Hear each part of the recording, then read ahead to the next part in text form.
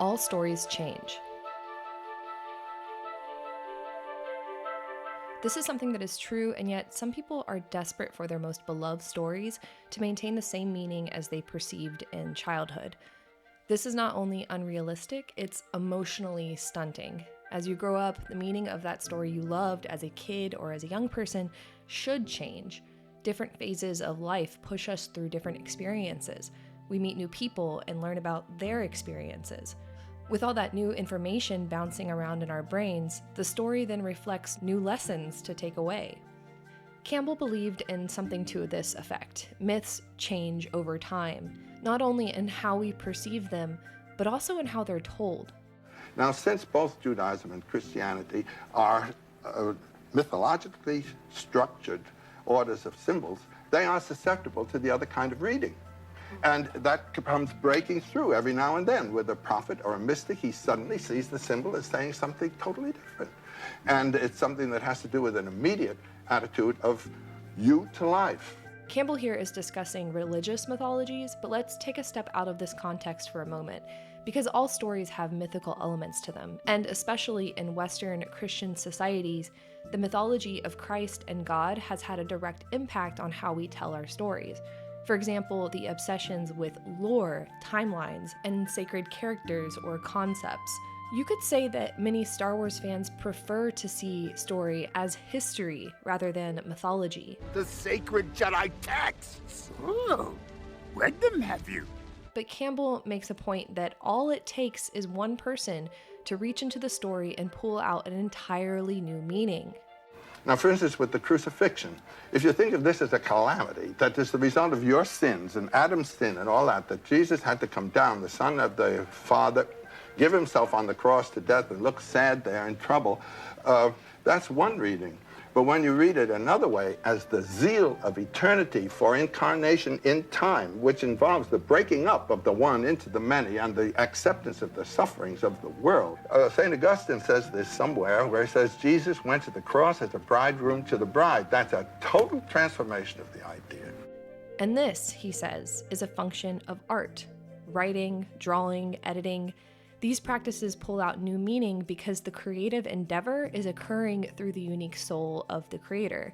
When you have seen the radiance of eternity through all the forms of time, and it's a function of art to make that visible to you, then you have really ended life in the world as it is lived by those who think only in the historical concretizing terms. This is a function of mythology. That's a mythological reading of what was otherwise a theological statement. And here lies the problem.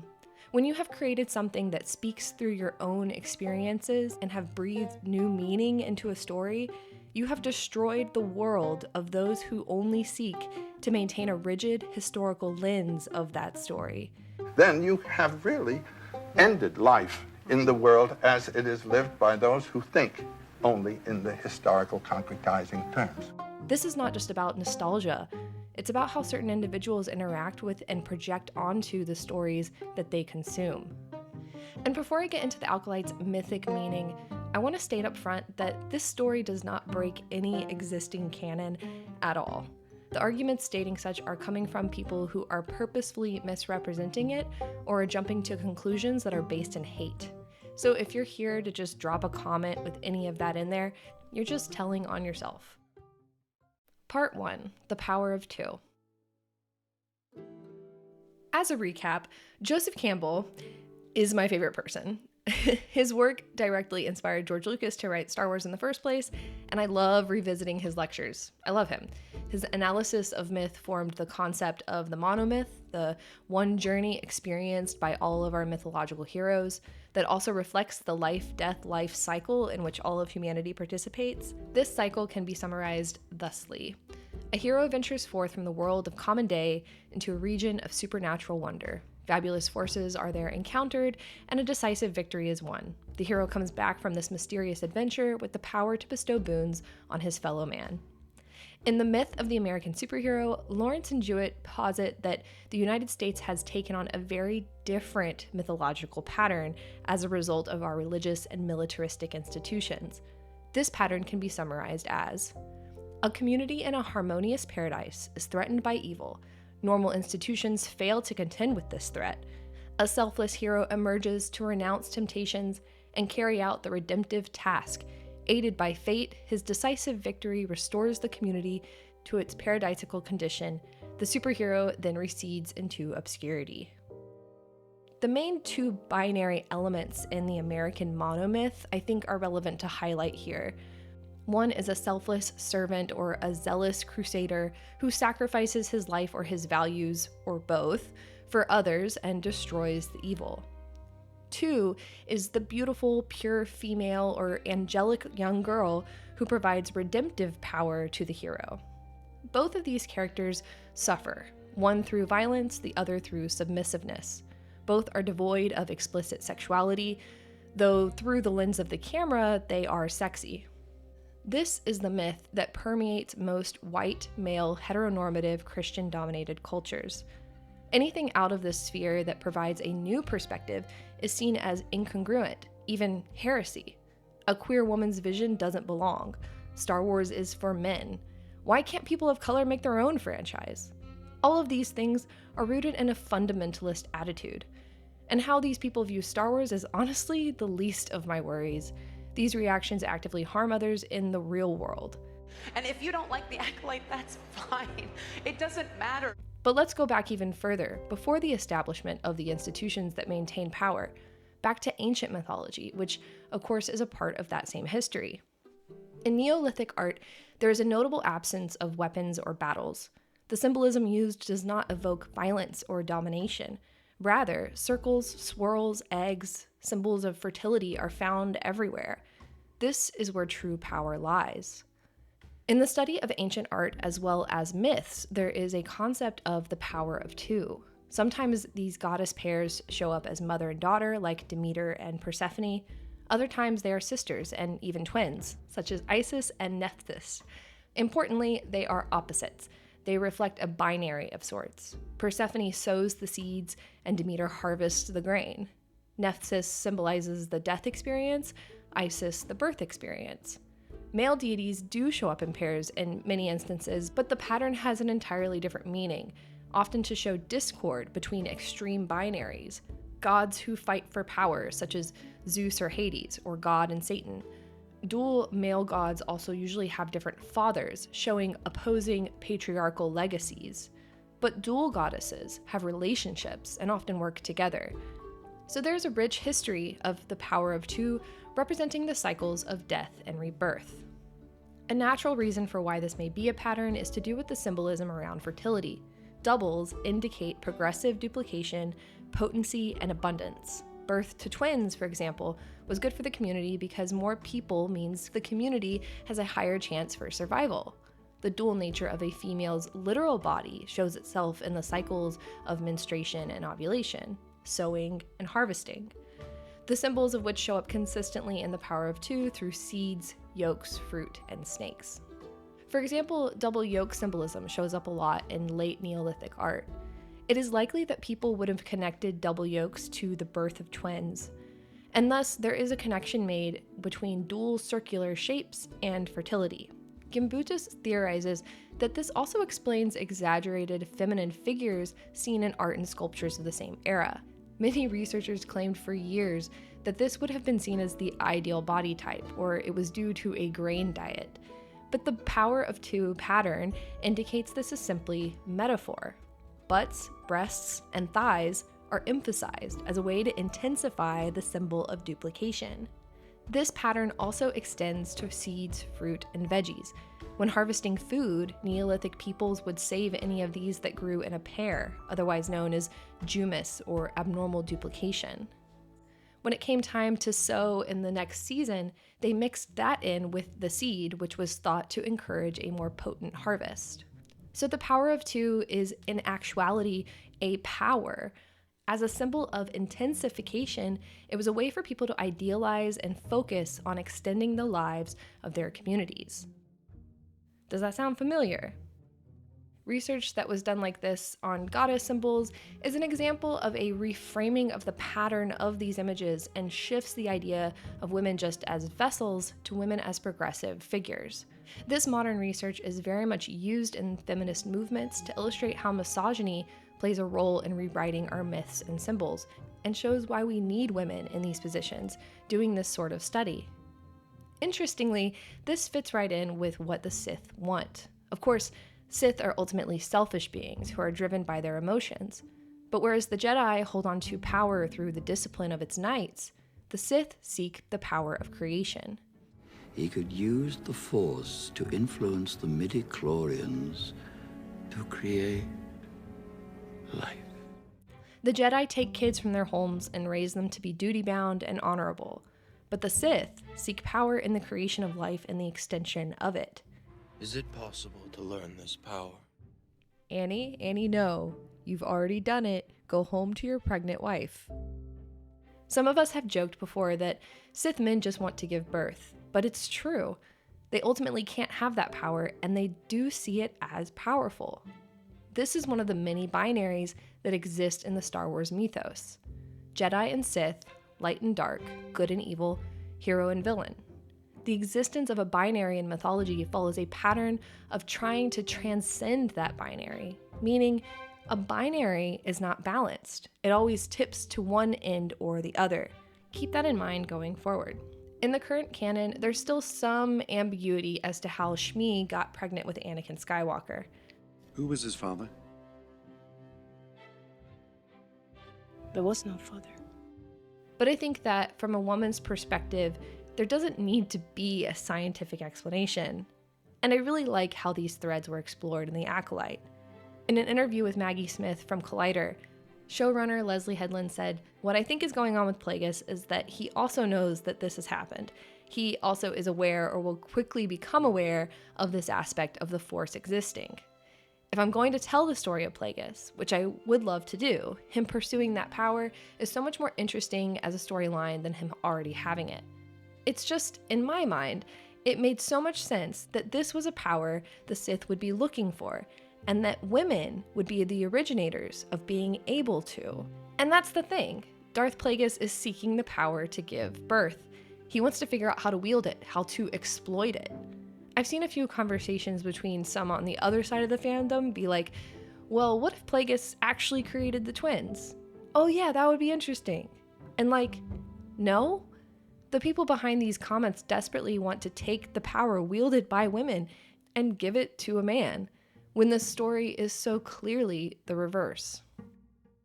Going back to dual goddesses, the dual nature of women is often discussed in mythological studies, damsel and vixen, beauty and hag, etc. And dualism shows up a lot in The Acolyte, with some emphasis on the need for moving beyond that binary, beyond the pairs of opposites.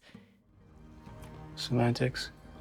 And in male-dominated cultures, with male-dominated religions, a trinity of all male-coded figures, Father, Son, Spirit, buries the fertile power, Mother Mary, who is responsible for giving these figures life. In fact, Mother Mary and Mary Magdalene can be seen as dual goddesses. Images of two women with inherent power, especially sisters, is empowering for women and indicates a moving forward, beyond the current status quo, which is dominated by male institutions. It signifies intensification and duplication, efforts to adapt, change, and bring on a new era for the good of all humankind. But there's another binary presented in the show that's also really interesting. Let's talk about the stranger. Part 2, alchemical marriage. It's almost difficult for me to be smart while talking about him. He makes me dumb. How does it feel? All of this is a very, very good thing, and I promise I will explain. Teresa Tran wrote an excellent piece about the stranger being focused in the middle of the lens of the female gaze, and I couldn't agree more. She touches on the humanity of the dark side, the compelling philosophy the character holds, and, my favorite point, the element of loserism that has been established already in relation to this person, to this face. See me? Oh. The binary between Chimere and the stranger is striking, and it's ultimately sexy. She says that Chimere's appearance contrasts the straight-laced machismo of alpha men whose charm might see them mansplain and talk over women. He's kind of pathetic looking in the way quiet guys who sit in the back of the class wearing a hoodie over their heads are pathetic, yet at the same time all the more intriguing for his mystery. And in the service of the feminine perspective, the stranger or chimere is seen by the viewer through Osha's eyes. In female gaze theory, this means that the audience is forced to see what Osha sees, someone who is acting as her equal. So let's talk about what this means in myth. In Star Wars, the concept of the dyad has always bothered me. A dyad or duad is a symbol of polarity, which makes two poles opposites of one another. Light, dark, above, below, good, evil. Two is not balanced. Two presents a problem to overcome because it's not natural. Instead, humans have this habit of putting everything into groups of threes. First, second, third acts of a story, the Trinity, past, present, future, id, ego, superego. The cycle of birth, life, and death is the most obvious reason for why this happens. We all experience it, and so it's reflected in patterns, symbols, and stories. And it's three that shows up the most in the acolyte. In Pythagorean philosophy, which contributes to symbological studies and sacred geometry, the triad is a combination of a monad and a duad. 1 + 2 = 3. The monad is the symbol of power, father and son. The duad, the symbol of reflection, mother and moon. The triad is wisdom, the divine child, and balance. The triangle is balanced and is used as a sacred symbol in many esoteric practices. A sacred third path is also very Campbellian, which is important in the context of Star Wars, and it's also a huge part of alchemy, Jungian psychology, and mythological studies. We are birthed into a world where we must first understand ourselves, then the opposite. And if we want to truly change the world, we find a third path that combines us and the other and creates an entirely new thing. This is where marriage symbolism comes into play, because an inverse but symbolically similar thing occurs. Two separate things become one new thing. 1 + 2 = 3. This brings me to the god Mercurius, also known as Hermes. Carl Jung says that Hermes consists of all conceivable opposites. He is a devil, a mediator, a trickster, and a reflection of God on Earth. Not only does chimera sound like chimera, a creature made up of many things, but when discussing how the character of the stranger developed in the writing of the story, Leslie also said, it went buffoon, terrifying villain, seductive possible teacher, and then romantic lead. So I had to find someone who could play all four characters. Buffoon, murderer, a gentle teacher, and then as a romantic lead. You can imagine, as I'm writing this, I'm just like, who the F are we going to get for this part? Who is going to be able to do this? There are a few interesting parallels you could draw when discussing the stranger and all he brings to the table. He's Hades with his helm of invisibility. And let you read my thoughts. No. And his abduction of Persephone. What the Force podcast breaks down this myth very well in comparison to the stranger, and more specifically with Osha, and I recommend checking it out. For me though, I found Hermes a very compelling comparison. I've talked about Hermes before in my video on the horror film As Above, So Below, but I'll provide a similar summary here. First, I need to break down Hermeticism.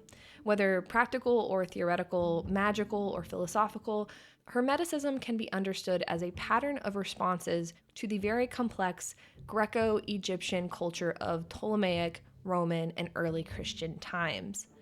Ultimately, these patterns developed out of a conflict of ideals as well as the need to resolve that conflict. Hermes Trismegistus is credited with having written the Hermetica and provided the basic teachings that make up Hermeticism. Many authors would have written under this pseudonym.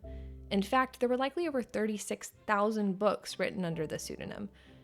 This author is an archetype that is a mixture of the Greek god Hermes and the Egyptian god Thoth, both of which were truth seekers and messengers. And Trismegistus means thrice great, which can be paralleled with the ideas of the Holy Trinity around the same time period. So the originator of Hermeticism is an archetype of all truth seekers. Hermes is the lord of the road to rebirth. He is the one who meets the soul at death and guides the path to eternal life of one kind or another. In that way, he is the lord also of roads, the protector of travelers. These are his hitherworld functions. And in the journey to discover one's true self, roads represent the path to that truth. As Hermes is a truth seeker himself, so is he a protector of those seeking truth. Hermes reveals the truth to the truth seekers, but what is truth? That which is beyond pairs of opposites, beyond duality, there is the inner God and inner truth. This is the journey to discover one's true self. The name Hermes Trismegistus in history had a reputation of trying to find the truth, the third path, between one world and the opposite one, in order to pass down knowledge and wisdom through one name. It's centered on the power of many through one moniker. In a way, it was meant to be an elixir for humanity. Carl Jung says that the symbol of Hermes in his mind and others during his time seemed to compensate for an over-purified Christ. Christ became the new sun, and Hermes became a dark opposite with which writers of this time would use to explore the darkness of humanity. As light rises, darkness rises to meet it. Darkness rises and light to meet it. Something to tip the scales. This is a little bit in contrast to Satan, who is the actual binary of Christ. Rather, Hermes is a figure who represents a third option, the truth of human behavior between what is seen as good or bad. This mythological figure inspired Jung and is partially responsible for analytical psychology. Trickster gods are most known for doing just this. They point out the contradictions of life and implore you to see the absurdity in them. By seeing the opposites clearly, seeing the binary for the unbalanced seesaw that it truly is, one can finally move to seek the truth. And when you're ready to go on that journey, Hermes is there, waiting for you, immediately available to you, wanting to give you the answers. In stories, submitting to the magical figure is symbolic of giving into one's own unconscious wisdom. Hermes, or Mercurius, is often pictured as trapped in an alchemical bottle, ready to be cooked and transformed. He is the subconscious waiting to be acknowledged and reborn. You know these truths. They are inside of you. You just have to choose to go on the journey of discovery. But wait, isn't the stranger a bad guy, a Sith? Nothing is more contrary to the spirit of a fairy tale as a moral code or law of relationships. So far in the Acolyte, our Hermes figure is acting as Osha's trickster guide, a shadow, an animus. He presents her with the absurdities and contradictions of life and asks her to look between the lines, between pairs of opposites, light, dark, good, bad, Jedi, Sith. Semantics. There is only you and me and what we can be. 1 + 2 = 3. In the myth, Hermes has many romantic partners, but one stands out to me in comparison with this relationship dynamic. Aphrodite is often associated with love and sexuality, but she was worshipped as a warrior goddess in some parts of Greece. This is the dual nature of woman showing up again, a dual goddess phenomenon. Because Aphrodite actually evolved from the ancient goddess Inanna or Ishtar. In the ancient Mesopotamian pantheon, Inanna was the goddess of love, war, and fertility. Inanna holds this duality in one, being both a violent power as well as creative power. But when she evolved into a new time and place, she became more associated with sexual power, her warrior-like tendencies nearly erased. But scholars agree that this is what occurred. Remember, the reasons for why myths change are just as important as the story itself. And it's really interesting considering this is a journey that a lot of women will recognize. Women being reduced to their bodies, their sex, and stripped of anything associating them with what is considered masculine power. And through this wild journey, I would say that Osha is definitely Aphrodite. She was a Jedi in training, learning to become a warrior, but was convinced that she failed by not keeping her emotions, that raw passion and power, under control. She is then stripped of that warrior status, forced to live for years as a quiet, logical, practical person. It will take a trickster god to reignite her dual nature and bring back some of that sexuality, that passion. If you're not gonna join me, I'd like to put my clothes back on. Hermes and Aphrodite only have a brief romance in the myth, but what they represent is very powerful. In this pair, the genders are slightly inverted, with Aphrodite being the light or sun figure and Hermes being the dark or moon figure. In other cases, it's the other way around. And Hermes is also a dual-natured god, being one of the only male gods associated with fertility. And then we have the stranger seeking to seduce Osha, which convinces me that this romance will likely produce life through natural means. In the myth, Aphrodite initially rejects Hermes, but he lures her away from her bath and seduces her by holding something that she wants. With this simple bribe, he sleeps with her, and they have a child together, Hermaphroditus. This union of the two become one, literally. Hermaphroditus is a symbol of unity between opposites. This also shows up in alchemical practice, where Hermes is mercury or quicksilver, and Aphrodite is copper, which comes from Cyprus, Aphrodite's birthplace. Chemically, mercury and copper actually form an amalgam, a bond, when mixed in a specific way. Alchemists were messing with these two for centuries. Two become one. 1 + 2 = 3. There is only you and me and what we can be. And what happens psychologically when you yourself are watching these two interact is that your projections onto them also become one. And the union of these two opposites within you creates something new. An amalgam, a bond, an alchemical marriage, born out of the fires of conflict, distrust, fear, and desire. They're equals, partners, hopefully destined to discover a new path together, away from the duad of the Jedi and the Sith. Part 3. Killing the Father. In the ancient Sumerian myth, known as Inanna's Descent, the goddess Inanna descends to the underworld. On her journey, she is stripped of her clothing and jewelry, only to come eye to eye with the goddess of the underworld, her sister, who strikes her dead. Her sister, Ereshkigal, had been raped by the gods and exiled to the underworld. Maureen Murdoch says that Ereshkigal embodies rage, greed, and fear of loss. She is raw, primal, sexual energy. She is feminine power split off from consciousness. She is woman's instincts and intuition ignored and derided. She is the place where potential life lies motionless in the pangs of birth before expression. This is May, and it's also what Osha had cut off from her in separating herself from May. It's what she's going to retrieve in the dark underworld.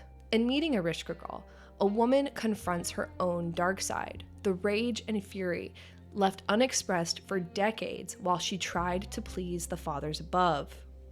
Inanna then pleads with the other gods to rescue her, but only one god responds, Enki, another trickster god. He sends two beings to rescue Inanna from the underworld.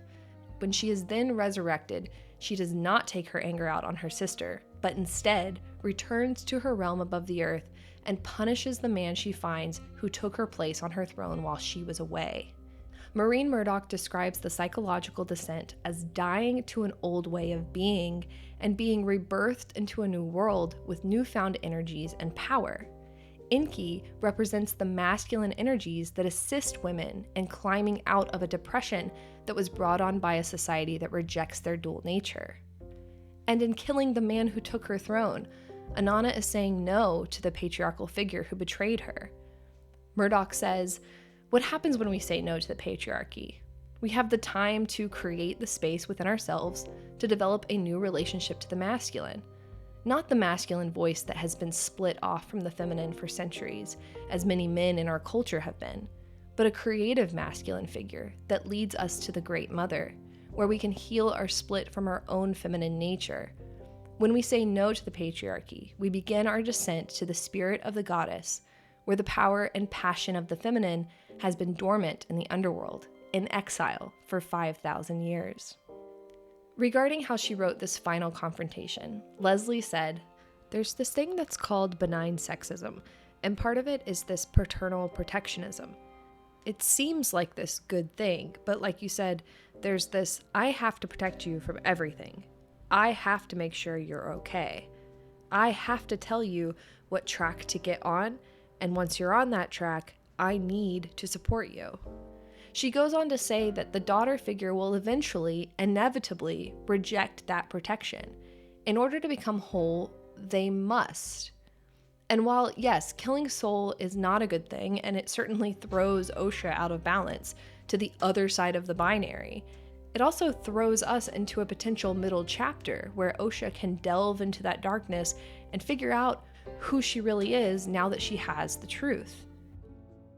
Epilogue. Beyond duality. In 1928, Virginia Woolf wrote a letter that contained, casually, the following. Everyone is partly their ancestors, just as everyone is partly man and partly woman. I've been writing about Reylo and these concepts for years. The hand touch, that visual, created a new world for me. And it seems like Lucasfilm finally realized how powerful that moment really was. The implications of two people coming together romantically to find their own way beyond right and wrong is truly powerful. It speaks to the dual nature that women struggle with in the face of a society that wants us to act a certain way. It acknowledges that no institution or individual holds all the answers. It celebrates creative power over physical power. Fear of a changing world has always been a part of misogyny, bigotry, and racism. Feminine symbols and figures represent the power to change, to create something new and propel society forward into a new way of being. But polarization, perceiving the world in dualities, only leads us to view the other as an it. What is that? Was that its name? Healing splits within ourselves is the first step in recognizing this duality. And, if we choose to go further, puts us on the journey to discover our true selves. This is what Star Wars has always been about. The bad guy wasn't born evil. We all have the potential to fall to the darkness. Balance, finding your true self, passing down what you've learned, redemption, hope, love, above all, is most powerful. All stories change.